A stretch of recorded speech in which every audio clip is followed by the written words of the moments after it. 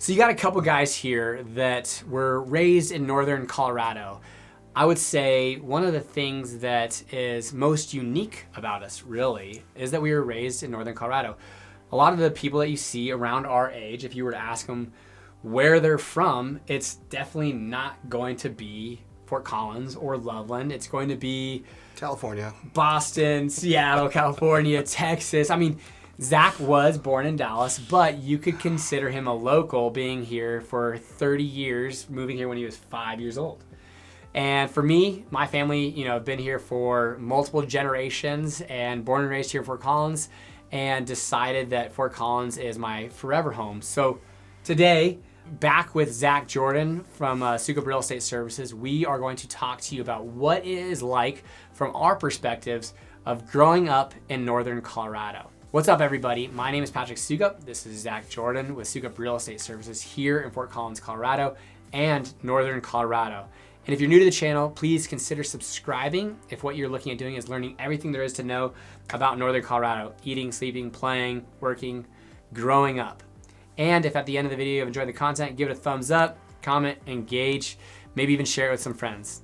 As much as we like making these real estate videos, we like more working with buyers, sellers, investors for all their real estate needs. So if you are moving, buying, selling, or investing here in northern Colorado, give us a call, text, or email. Without any further delay, let's jump into what it is like from our experience of growing up in northern Colorado. So, Zach, you moved here when you were 5 years old, and talk to me about what kind of that, maybe early experience was, and for you, going to elementary school in a new city would be like. Yeah, no, absolutely. So we had one rule when we were growing up, and it was just be home before the street light was on. So with that being said, it was get up in the morning, brush our teeth, and we were out every day, all day long, riding our bikes, going to the local watering hole, going to the pool, friends, buddies' houses, anything like that. So it was pretty unique still to be in a city. Then it wasn't very diverse, so there wasn't too much diversity around. Yeah. We definitely are becoming more diverse as a community as a whole. Yeah. So now, what elementary school did you go to when you were in Loveland? So in Loveland, I went to several, actually. So went to BFK for kindergarten, first, second, and I believe third. I was at Lincoln Elementary for fourth grade, and I want to say it was Cottonwood for fifth grade. Okay. And do you see, and that's for me too. I went to school, I did go to a private school actually from kindergarten through fourth grade, St. Joe's, but then I went to elementary school at Cruz for fifth and sixth grade, which sixth grade is now middle school in Fort Collins, and middle school still in Loveland too. Still do middle. But, for us, that's one of the questions that we get a lot of is, for generally speaking, the majority of people go through the public school system. There are charter schools available, private schools available, but the conversation that I have with people when they're moving here is, one of the big decisions and factors of why people go to maybe a private school or a charter school, whether it's the curriculum, but mostly is the safety and kind of the ratings of those schools. And generally speaking, here in northern Colorado, our school ratings are pretty good. Schools are very safe, very low crime here, and so people don't have to go through the private school system. And we're a couple of bums that made it through the public school system. But generally speaking, after school, you said that you had to be home before the lights turned off. So what would you do, whether it was in elementary or maybe middle school? And now seeing that you're a coach, talk to us about what today people are, kids in high school maybe are doing after school. Yeah, no, absolutely. So myself, it was just getting as much friend time face to face as we possibly could, playing board games, going to the park. I mean, going on adventures, checking out some local trails, anything like that. Pretty much just being boys being boys, out there causing chaos a little bit. Absolutely. Yeah. I mean, I remember for us, we'd swim in Warren Lake, go out in the forest. We didn't spend too much time in, the mountains or hiking. My family wasn't super outdoorsy at that point, but there was plenty to do in town, and the parks here in northern Colorado are awesome. Everywhere. And very well maintained. So like you could definitely go there, ride your bikes, get on trails, very safe. So like parents felt pretty comfortable with the idea of ride your bike, cross the roads, wear your helmet, be home before dark. And for me, don't tear your jeans when you're out there playing. And I'm sure it's a little bit different these days because of like internet, social media, technology. But, you could talk a lot better than I could because you kind of are around a lot of different high schoolers these days. Absolutely. All those kids, they're in front of a screen. Their screen time is just out of control. I know with COVID and whatnot, and doing a lot of homeschooling, we just enforced more screen time for them, and so it made it hard and difficult getting back to normalcy with having kids come to track practice or want to do extracurriculars or in drama club, band, marching band, whatever it is, just for that cloud of the COVID over you. Well, if you were a parent, and I'm exploring this right now as I go, so I could definitely talk more on this in years to come. But for you growing up here, what type of rec activities, extracurricular sports or clubs were there available to you, kind of readily at hand? Absolutely. So I was a big member with the Boys and Girls Club. I was a member when I was younger and then became a volunteer and giving back to the community when I got older. That was a great outlet, bringing kids together, creating a safe environment for children to get together and kind of explore different things with different sports, different activities, different arts. They had cooking class, they had pretty much everything. So that was a huge, big outlet. The Chilson Rec Center, City of Loveland, they have endless amounts of sports teams you can join and activities and field trips and just to keep the mind active versus getting that screen time. Yeah. So. And for me, that's kind of the same thing. I kind of did sports growing up, and there was never, an endless opportunity for rec sports, competitive sports. As you're younger. Now, what's crazy is that, from my understanding, my nephew is 6 years old and just freaking traveled to Arizona for like a competitive baseball tournament, which is nuts. Me and Janae, my wife Janae, don't like. We don't think we're going to do that. Now, granted, I know that conversation might be differently when that time comes, but shoot, I remember, I played rec sports up until probably 5th or 6th grade, so 10, 11, 12 years old, until I got to a point where I was like, okay, I want to do soccer more competitively, and joined, our club soccer team, Arsenal here in Fort Collins, and, then a travel basketball team, which wasn't, as Fort Collins in Northern Colorado grows, these competitive sports teams and facilities are becoming more readily available, like Power to Play in Windsor. These facilities are being built because the population growth is allowing for these places to be more able to achieve success. But when I was growing up, we had Arsenal Soccer for our club soccer team, Yep. and we had Gold Crown Basketball for our competitive basketball league.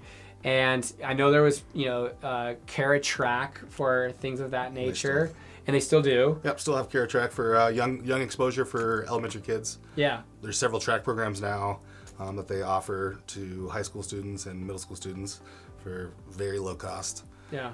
And I know baseball, even when I was growing up, it was like the Thunder Dogs. I remember it.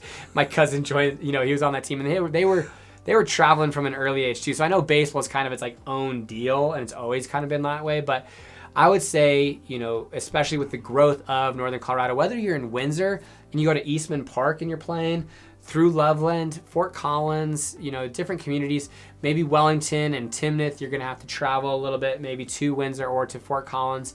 But I would say Windsor, Loveland, and Fort Collins are all big enough and support enough of their sports and kids and different programs, whether it was sports or something else that is available there. So, definitely a lot of opportunities to get involved and have your kids more active than maybe they could be with their screen time.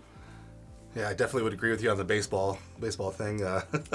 Get your kids into baseball, you better be ready for games, 3 games a week. Shoot, I'm gonna push any direction but a baseball bat. But of course, I was playing pitch and catch with Rocky last night, and he's getting pretty good as far as like eye-hand coordination, and my brother-in-law goes, you are going to be the baseball dad. I was like, I will not. I can promise you that. Now, whether it was sports or another activity, being out before the lights turned off, it was more so for the comfort of the parents. But do you think that, did you ever feel any type of way other than safe here in Northern Colorado growing up? Growing up, it was always safe. I know it's changed a little bit with the population and the transit community increasing the way it is. So you have to be a little more cautious there just with having strangers in and out of your community. But yeah, I'd still consider it a very safe community.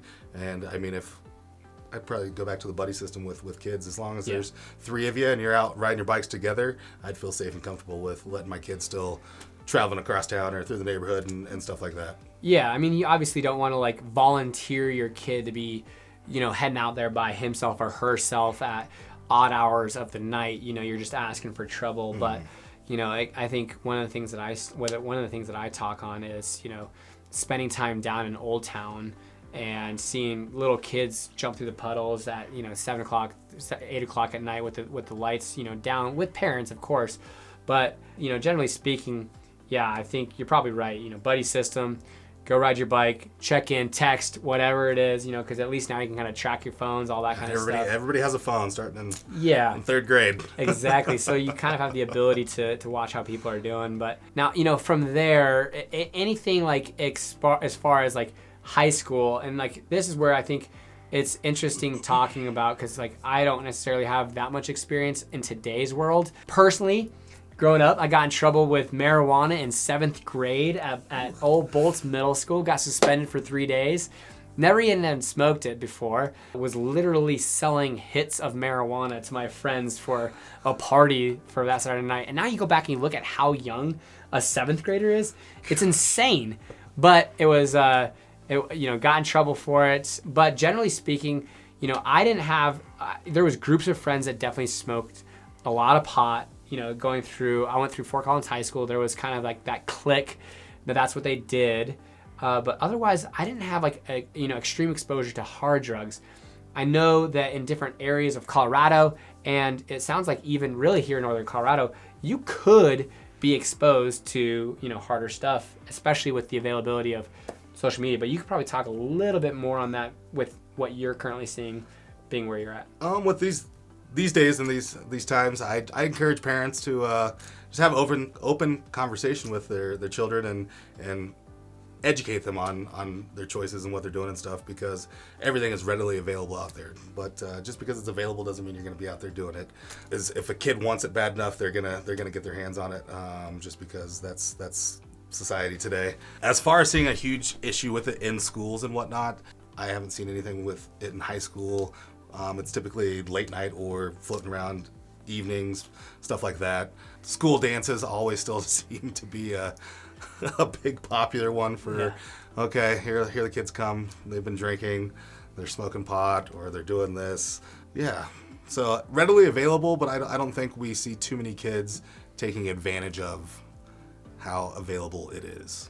Yeah, that's good to hear. And with you in your position, one of my best friends as the football coach over at one of the high schools here in town, just thinking about that, man, that's got to be just tough, because there's such, I would say, impressionable stages of their life and decisions. Like, I look back on my life and I'm just like, man, I thank God I didn't get in a crash here, die here, do this, because my life could take so many different trajectories and paths, and I'm fortunate to be where I am now with a little bit more level-headedness and maturity with me, because definitely made some stupid decisions growing up, but fortunately live in a community that I think is relatively supportive and there for you. It's not Mayberry to where your next door neighbor is keeping an eye on you to a certain degree, or I should say maybe your neighbor across the street or whatever, but it's something that you're not going to stumble across it. Like you like you said, if you want it bad enough, you can probably go find it. Absolutely. But you're not going to stumble across somebody with a needle on the ground. Never. Generally. Yeah, It was interesting having a friend move from Wellington, Colorado to Seattle. And they only lived in Seattle for about 3 months, because he said he was walking to work, and there wasn't a day that he walked to work that he didn't walk across or through or over either some sort of hard drug, homeless person, or something along those lines that really just made him question his decisions. And so they moved from Seattle, Washington to Bend, Oregon.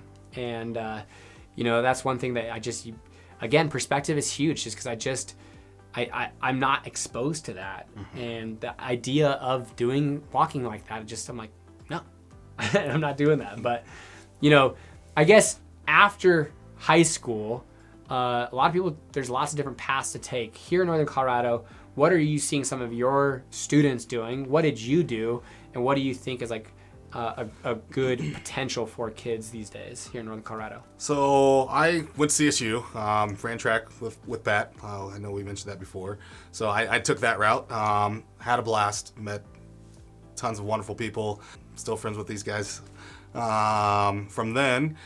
But I always suggest to my kids that I coach, you're not going to be a track athlete forever. This is a tool and opportunity to get money and pay for college, to get that education, to get that degree, to get that trade, anything that you need to open more doors for future in your success in your future. I think it is it's highly implemented with the crossover of getting as many AP classes and college credits completed prior to graduation, getting that paid for by public schooling, mostly transfers to all of your big universities, everything like that.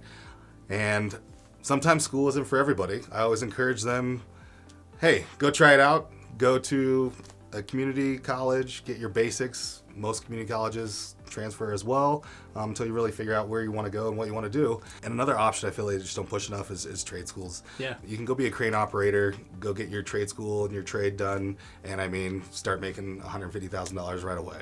Yeah. These kids see it as labor and work, and unfortunately, they don't want to put the work in.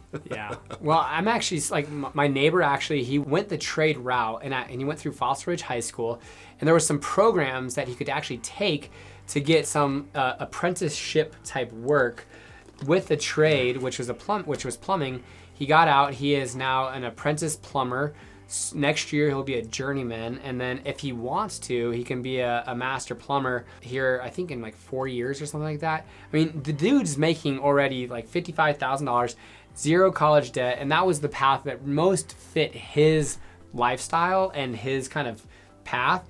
And then there's a lot of kids that, like, for me, honestly, like, if I didn't do track and field, and if my kids don't want to do sports, I'm going to push, hey, go to Front Range Community College or Ames Community College, get that associate's degree, pay half of what we would pay at CSU for you to go and, take, visual arts if you're, going to be a business degree like myself, and pay, $30,000 or whatever that is for that year. But there's also arguments to be had about making those relationships your freshman and sophomore year and different things. And don't get me wrong, it's whatever suits maybe that kid's needs and learning styles. But, making adult decisions at 18 years old is an interesting deal. But in Fort Collins and in Northern Colorado, we do have CSU, we do have Front Range Community College, we do have Ames, we have Ames Community College. We have opportunities and options throughout Northern Colorado for the the community colleges or universities, University of Northern Colorado and Greeley, or you do have like different trade schools in and around, beautician school,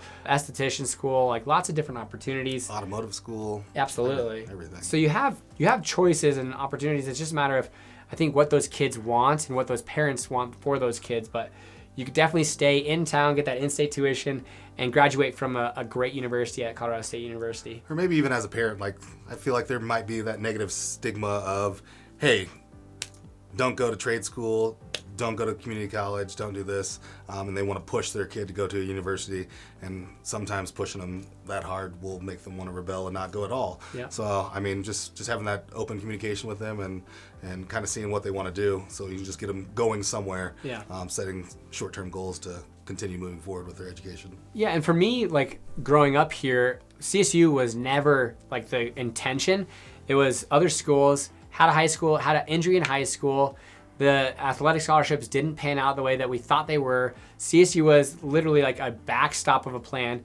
I applied to go to CSU in 2007 for the fall of 2007 and spring of 2007. In April of 2007, I applied to CSU, got in, and went to CSU as like a last resort. But imagine having that in your backyard. A phenomenal university that like is a secondary option, and I'm extremely glad that that's what happened. And then obviously I gotta come stay with folks every now and again, eat home cooked meals, and depending on what your situation is, if you want your kids to go out and explore and do their own thing, that's great too. But CSU is a great option. So as far as growing up here in Northern Colorado, it's a great place to raise a family.